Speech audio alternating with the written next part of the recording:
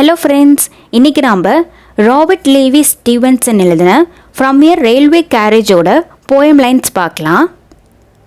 Faster than fairies, faster than witches, bridges and houses, hedges and ditches, and charging along like troops in a battle, all through the meadows, the horses and cattle, all of the sides of the hill and the plain.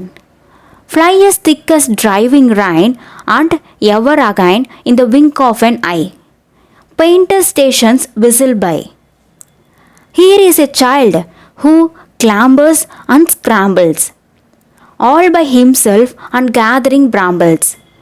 Here is a tramp who stands and gazes, and here is the green for stirring the daisies. Here is a cart run away in the road, lumping along with man and load. And here is a mill and there is a river, each a glimpse and gone forever.